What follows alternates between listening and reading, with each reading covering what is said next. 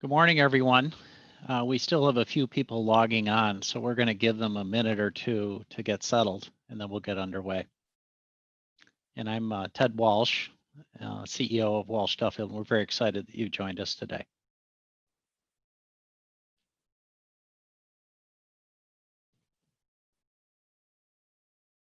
I think we've got a good number, so why don't we get started?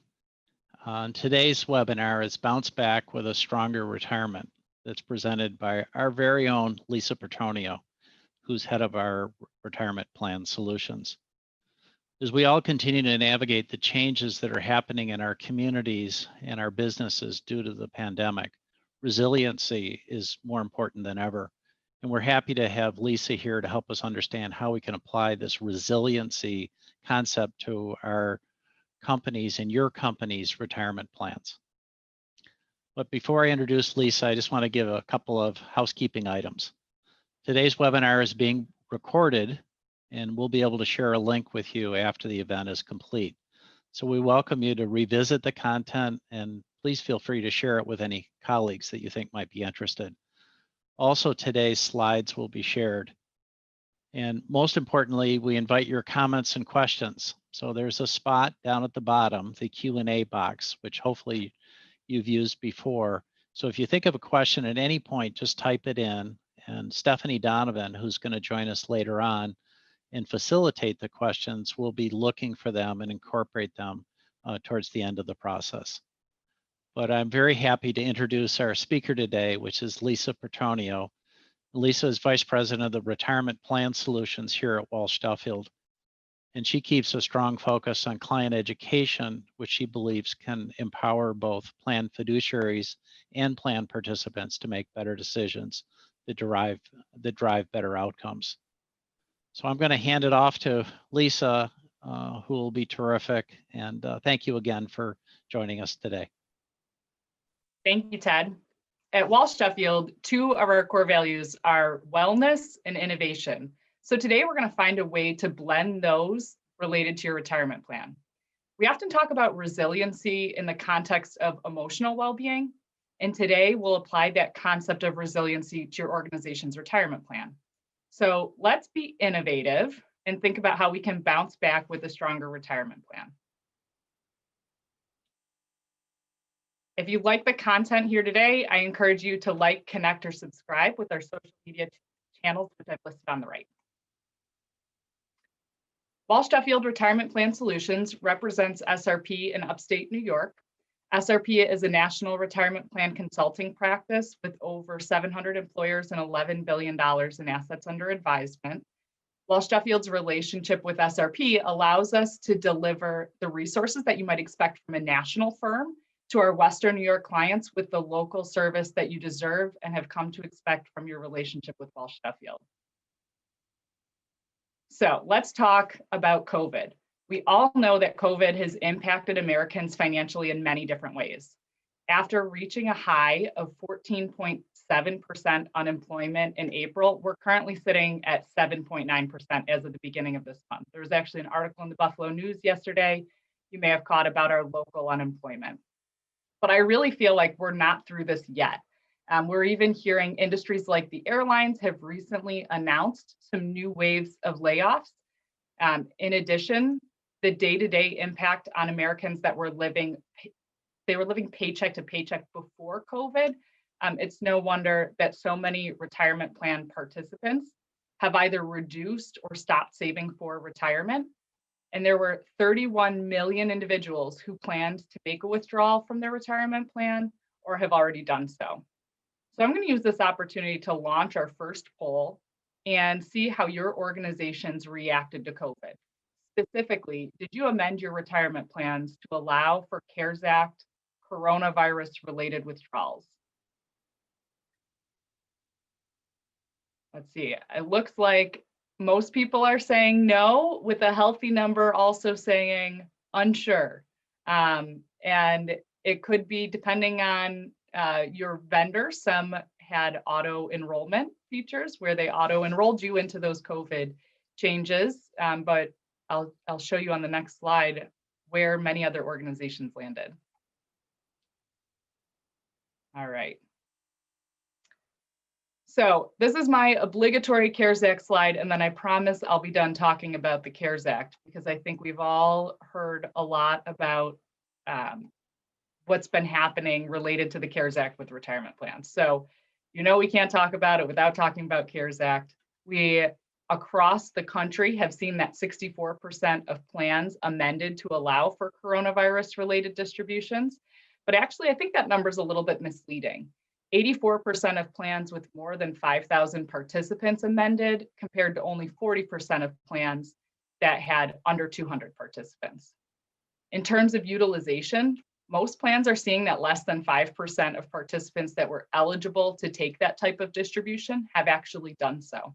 So although there was a lot of press and a lot of activity around the CARES Act as it related to retirement plans, not a lot of utilization in the end. On the employer side of the equation, I'm happy to report that 90% of plans have maintained their employer contributions. But where we might have some work to do is on the communication side, when we think about communicating the impact that loans and withdrawals are having on our participants' accounts. So, while it's fine to have 401k and 403b loans in case of a true financial emergency, there is a dark side to these retirement plan loans. The true impact of loans comes from the compounding effects of taking a loan. When a 401k or 403b loan is taken, that money is also out of the market, missing any growth during that repayment period. In conjunction with taking a loan, many participants lower their contribution to the plan or stop contributing altogether. And this can become compounded if that reduction results in missing out on employer match money. Finally, even though there's no tax due and there's no early withdrawal penalty in the case of a loan, there is still this lingering sense of double taxation. So many participants are still contributing pre-tax to their retirement accounts. If they take a loan, the loan repayments are then repaid into their account with using after-tax dollars. Refill that pre-tax hole with after-tax dollars that when you get out to retirement and you start to withdraw from your account, they're going to be taxed again. So I think that although many participants kind of perceive I'm just taking a loan from myself, there are many downsides that come with taking the loan. And obviously, the more debt that people have and the more interest they're paying, the less money that's available for saving for retirement. So, how do you know if your plan may be facing a loan problem? We've already touched on the decreased savings rates. So let's talk about loan defaults. While the annual default rate is usually around 10 to 12% for all retirement plan borrowers, that number actually spikes to 86% for participants who have loans outstanding upon termination. While the loan repayment rules were extended in 2018 to allow for participants until their tax filing deadline, which is usually April 15th, to repay their outstanding loan, we still see that most participants aren't able to do so. That's why they took the loan in the first place. But I think the scariest loan statistic of all is the repeat offenders. Fidelity conducted a 12-year study, and they saw that 2/3 of borrowers took out more than one loan in that time period. 25% of those borrowers came back for a third or fourth loan. And to me, this is astounding. A whopping 20% came back to their retirement account 5 or more times for a loan. So it's not just that one loan, but that it becomes tempting and easy to continue that bad habit. So one way we can bounce back even stronger with your retirement plan is to think about being flexible with your match.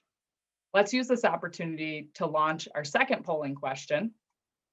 Has your organization made any changes to the employer contribution to the plan?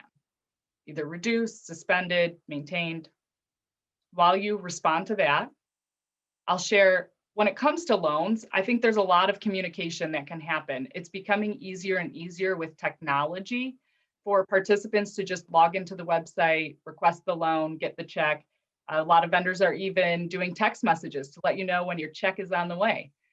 So there really requires some proactive communication regarding what that impact is to withdrawals. You want to educate the participant about what other options are available to them. For anyone who's interested, we've created a one-pager that is called the Path to Cash that helps participants to understand where they might consider going before turning to a retirement plan for a loan. All right, and it looks like the results of the poll, 80% have maintained their retirement plan contribution and expect it to remain the same, which is terrific. And 20% have maintained but are still considering changes. So it sounds like we are pretty representative of what we've been seeing around the country. So I previously shared that 90% of employers are maintaining employer contributions. But again, there's a disparity between the large plans and the small plans. So know that regardless of whether your plan is safe harbor or not, there are options that you can consider if you need to reduce your employer spend here. Particularly as we all continue to understand what the ongoing impact from COVID is going to be on our organizations and the retirement plans. Now is a really great time, if you're a calendar year plan, to be thinking about what next year's contributions might be looking like. Let's go a step further when we think about employer match, employer contributions, and talk about student loans. Even before these challenging economic times, student loan debt was a hot topic. And many companies were contemplating how they could use student loan repayment benefits to help attract and retain talent. And one of the challenges that many organizations faced as they dug into that is that there wasn't a lot of tax advantages for the employer.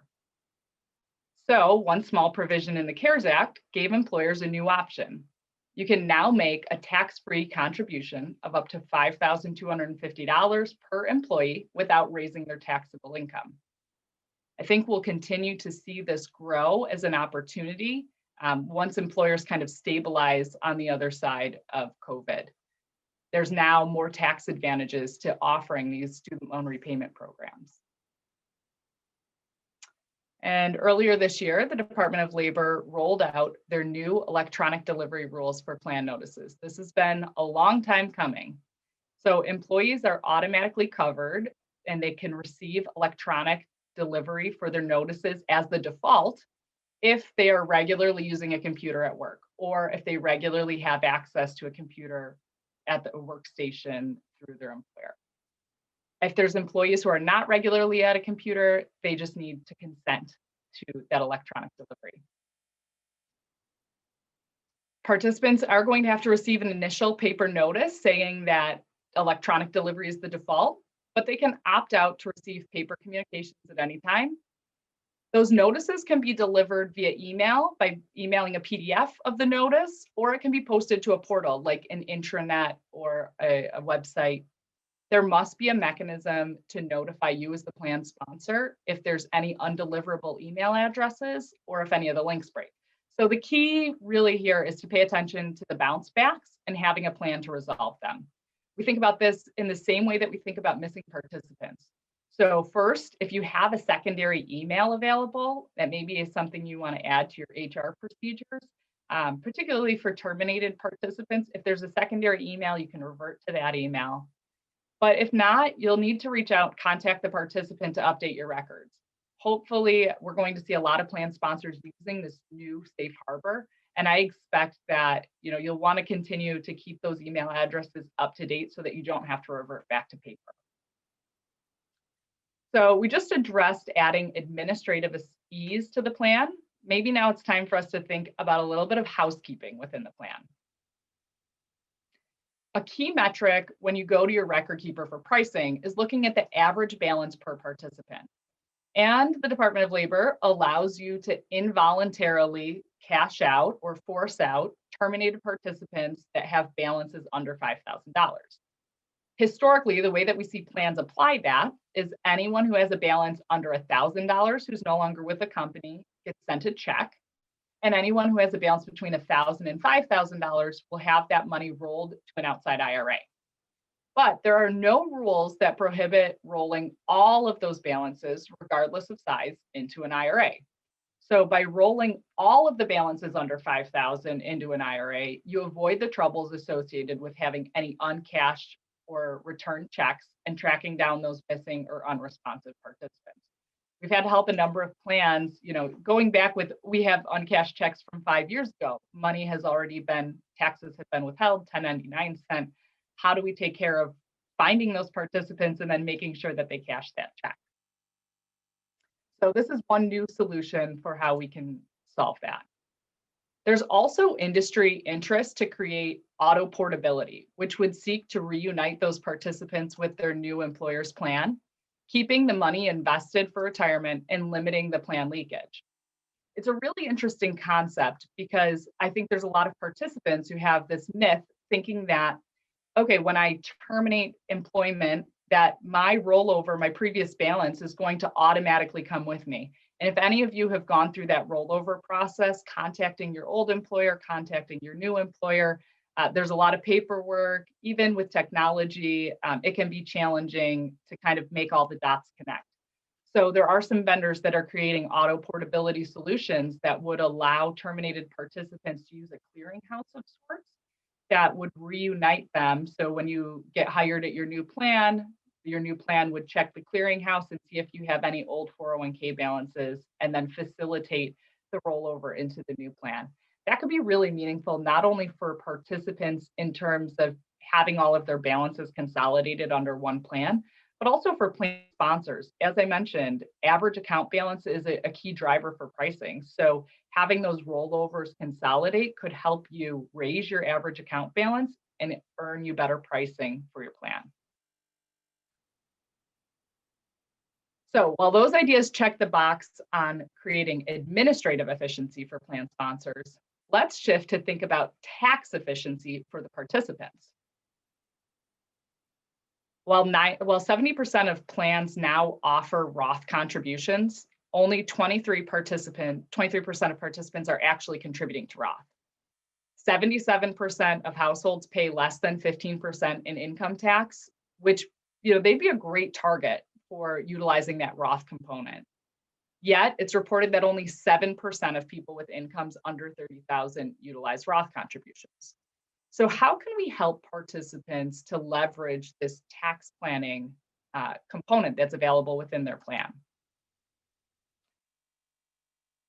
When we think about auto enrollment, we think about the ways that we are able to nudge or encourage participants to join the retirement plan. So what if we could help our participants choose the best way to defer their money into the plan, pre-tax or Roth? The answer is we can. Plans can actually determine whether that automatic enrollment, whether those deferrals go into the plan using pre-tax or Roth contributions. Some providers even have the capability to create different tiers of participation. So you can see an example here where employees of different income levels utilize the Roth feature differently. Keep in mind that the employer contributions are always made on a pre-tax basis. So let's check in again. While we're talking about auto enrollment, let's see where your plans stand. I'm going to launch another polling question to see what the default rate is for auto enrollment.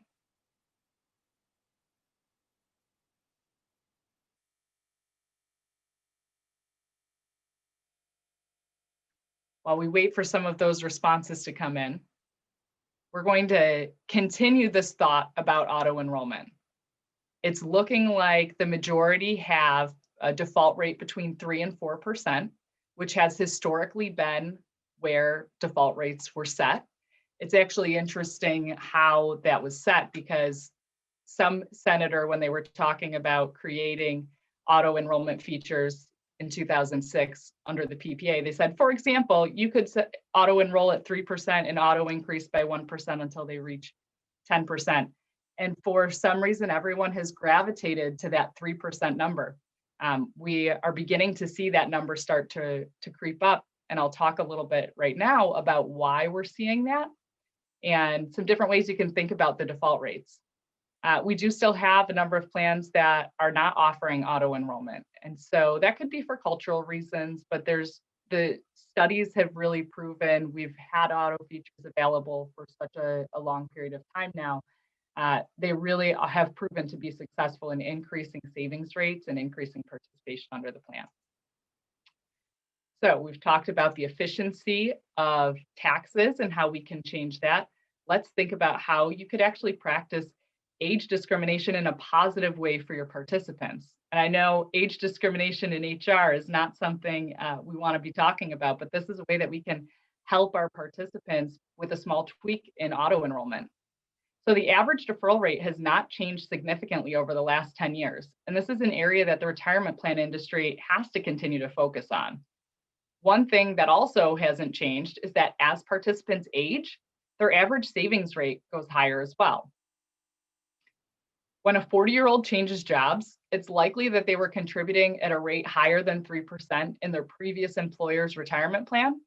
And yet, when they get auto-enrolled into their new employer's plan, many times, especially when we look at the data I just collected, it often starts them back at that 3% range.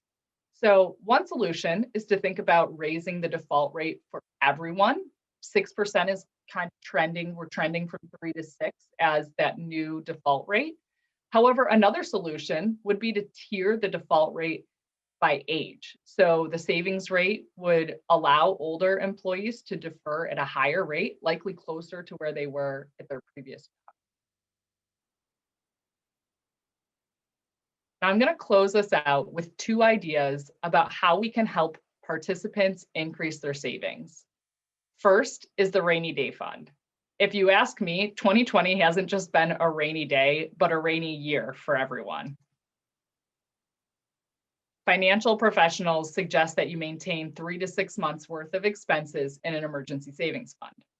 Before COVID, only 48% of households were meeting that goal. And unfortunately, because of the pandemic, 14% of households have reported that they've wiped out their emergency savings already. So here's another take on auto enrollment. You can auto enroll participants at 6%. Half of that is directed into either pre-tax or Roth contributions. And then the other half is directed to an in-plan after-tax savings account. You as plan sponsor can set the cap on the amount that goes into that emergency savings fund. So you could set it at like $1,000, $3,000. And the idea is once they fill up that emergency savings bucket, then the full 6% gets directed to either pre-tax or Roth. All along, the participant is receiving match contributions on the full 6%. So they're not missing out on that dollar, on that employer contribution dollar, while they're building up their emergency savings fund. The key benefits of this strategy are removing inertia. We're really applying the success that we've learned from auto enrollment to helping individuals also build up their emergency savings. And because we're using after-tax contributions, which I want to say are separate and distinct from Roth contributions, they're not subject to the same withdrawal limitations that apply to pre-tax and Roth contributions under the plan. Meanwhile, the participant can still receive match dollars from the employer. And it helps us to secure more dollars. It kind of helps you to prevent what we talked about at the beginning, which was withdrawals and loans by building in an emergency savings within the plan. And then finally, participants can opt out at any time. So we're not forcing anyone to do anything, just kind of nudging them along following some of those financial well-being best practices. Finally, is there a new source of contributions available? The only way to contribute to a retirement plan is through your paycheck. But what if there was a new way to capture retirement plan contributions through daily spending? Meet EvoShare. The service acts like other cashback reward programs like Ebates or Rakuten. Not really sure I'm saying that right. I've watched the commercials. I think the commercials only confused me more. But those are the types of programs where you can earn cash back when you're shopping, doing your day-to-day shopping, and then apply those cashback rewards. Instead of taking them as cash back into your pocket or getting a gift card, you can actually apply them to your retirement plan. And there are some big record keepers and payroll companies that are partnering with EvoShare to make this available to plans. The cashback earnings can also be applied to student loans and college savings. So there's multiple applications depending on what the participant's area of focus or where they're trying to direct their savings to next. So when you contemplate how your retirement plan can be resilient and bounce back stronger post-COVID, think about some of these innovative ideas. I'm going to launch our last poll here and just get a sense of what idea was most interesting to you today. There's a lot of really new and creative ways we can think about plan design, and we can think about our retirement plan so that we're encouraging our participants to take appropriate actions. If anything today has piqued your interest, we welcome a conversation to talk about how we can help you coordinate your benefit spend dollars to best accomplish your organization's goals. Some of the things we talked about today do have, costs associated with them. Like when we talk about auto enrollment, you might be talking about increased employer contributions.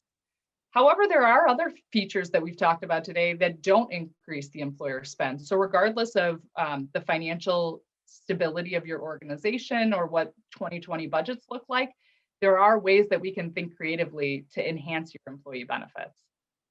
I'm seeing a lot of different answers here. It looks like auto enrolling into the emergency savings and EvoShare are the two leaders. And then in second place, there's kind of another little band talking about auto enrollment based on age, rolling all balances into an IRA or auto portability, and student loan repayment options. I'm not surprised to continue to see that be an area of interest for employers. Here is our required disclosures. Compliance requires that you look at this for about 10 seconds. And so then we'll thank you for attending today's webinar, and I'm going to turn it over to Stephanie. Good morning, everyone. That was kind of a perfect segue there because we did receive a question, and they asked if you could speak a little bit about the student loan repayment plans, what they look like to both employers and employees. Oh, that's a really loaded question. I mean, that could probably be 40 minutes on its own. There's a lot of different ways that employers are structuring student loan repayments. So it could be it could be a flat dollar amount where you say we're going to give a particular dollar amount to a select group of employees. So it's not subject to the same non-discrimination rules that a retirement plan typically is subject to. So you can have a select group of employees where you want to give a flat dollar amount. Maybe it's a flat dollar amount for a certain number of years. Maybe there's a cap on it. Maybe you incorporate some clawback provisions. So you might say, in order for you to retain those dollars, you must stay with the organization for 3 or 5 years. Because it's not an ERISA plan, like I operate mostly on the ERISA side with retirement plans. And because it's not on the ERISA side, there is a lot of flexibility around how you can design that. We've also seen some private letter rulings that are incorporating student loan repayment with a retirement plan. So you can get creative to say, okay, we're going to allow the employee, if they're making student loan repayments, we'll count that towards their employer match. So you, employee, are contributing to your student loan repayment, but we're going to pretend for the purpose of match that that's actually going into the retirement plan so you can still get your match dollars. So that's a couple ideas. I think the easiest way to think about student loan repayments is we have a document that gives you a couple examples of here's how other organizations and large organizations have been designing their student loan repayments. I think because there are so many options, sometimes it's easier to look at like 4 different options and say, I like that one, I don't like that one, and kind of build that into whatever the budget is. Okay, we received another question. This individual has seen a lot of apps becoming available, such as Acrons that offer individual investment and retirement plans through just the app. Are you seeing that the vendors are building more and more of those programs? I think so. Acorns has been. I think it's a really neat concept because it's kind of like we're capitalizing on some behavioral economics that we've seen how behavioral economics can impact employees' retirement plans. And Acorns, for example, or Robinhood, those are 2 apps that I'm familiar with. They're capturing that to help people save. And there is also this, there's a little bit of gamification happening. That's all part of behavioral finance, behavioral science as well. So you're starting to see record keepers and plan providers kind of tell you, and I've even seen it with my electrical bill. 10% of the top 10% of your neighbors who are doing the best are actually using less electricity than you. So they try to like make you feel this social pressure. Acorns, for example, is using that roundup concept. So I remember seeing that at the grocery store, like, do you want to round up for charity? And it's easy for people to say yes, because it's only a couple of cents, but over time that adds up. I like those apps because I think they're encouraging savings. I also think that individuals need to think about where that fits into their overall savings plan. So I kind of have a hierarchy of savings in my mind.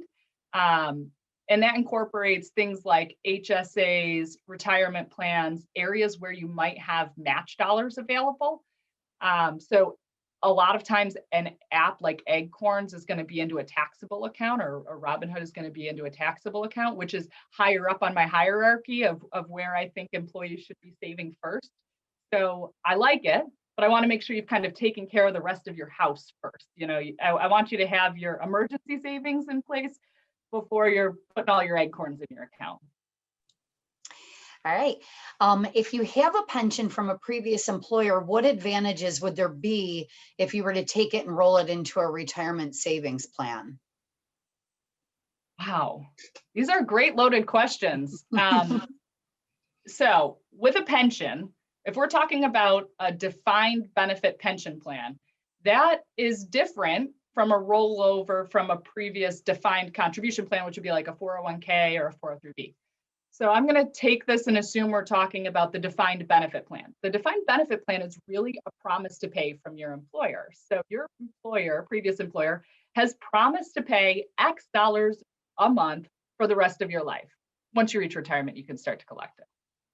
So there is a component of guarantee that comes with that. When you have a 401k or a 403b, you have the dollars that you have in your account and you decide how you're going to take it. So you define how many dollars per month you're going to take out. You don't want to lose sight of the fact that there is value to that guarantee, which is if I live longer, it's all based on math.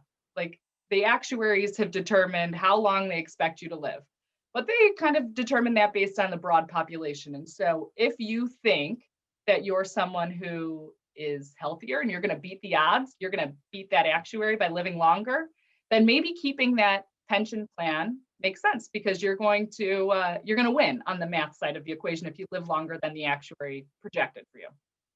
Flip side is true. So, you know, health is certainly a consideration. I also think a component to it is the size of the account. Sometimes if it's a smaller account, it just makes sense to roll it into your new employer's plan so that you have control, you can invest it. There's also assumptions, you know, based on growth in that account. So if you think, you know, I've got a long time until retirement, it's a small dollar amount. Like I personally had a pension under a previous employer, and I thought by the time I get out to retirement, that dollar amount is going to buy me like a cup of coffee. So why don't I just roll it over? I'll take control of it. And there's a lot of factors. If anyone wants to talk about that, I'm happy to talk about it one-on-one. Just reach out to me. My contact info is on the screen. All right, we have a few more questions that we might not have time to get to, but we actually had a few individuals that couldn't join us live.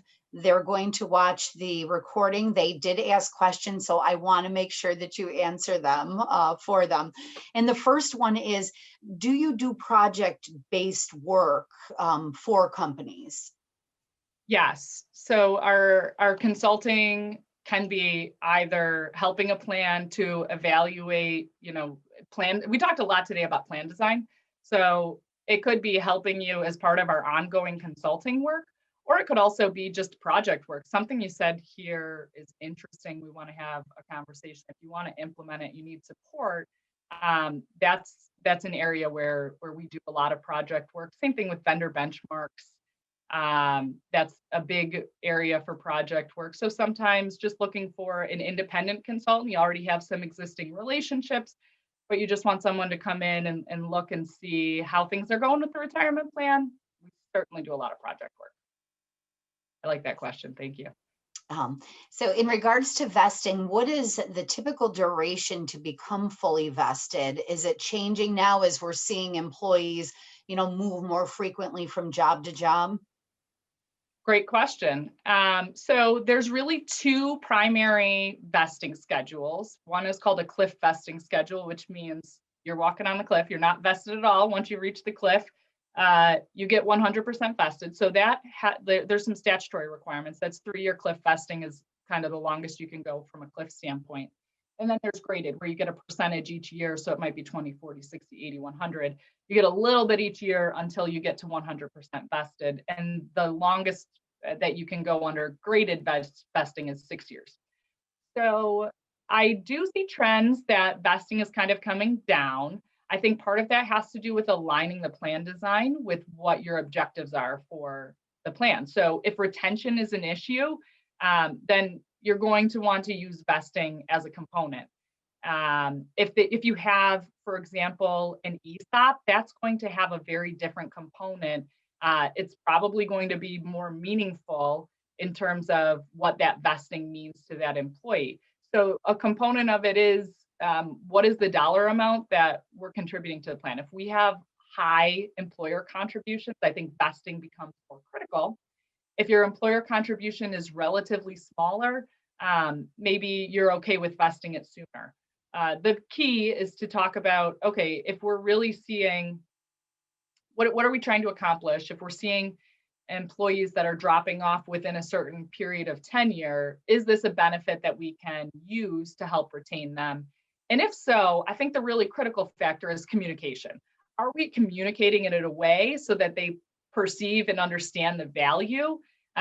Or is it just something that it's a line item that we talk about in orientation, it's in their summary plan description, but we don't really reinforce that. So I think the other side of that coin is not just how is vesting changing, but how are we communicating what that vesting means to our employees? All right, thank you. Ted, I'm going to turn it back over to you. Thank you, Stephanie, and a special thank you to Lisa for sharing your insight and expertise today. And also want to say thank you to everyone that participated today and those that'll watch it later on. Please stay tuned for more information on other upcoming webinars. And if you're interested in viewing any of our previous webinar recordings, you can actually go to a spot, walsduffield.com/webinar, and it's on the screen. So that's a place to go back and view some of the things that we've done before. If you have any questions or you'd like to connect with the Walsh Duffield team, please feel free to reach out and use the contact information that's listed on the slide. And we're available to help in any of the employee benefits, well-being, or insurance needs. So a special thank you to everyone for joining us today, and we hope you have a great rest of your day and it's happy and successful, and most importantly, healthy. Good to be with you, and thank you for joining us today. Goodbye.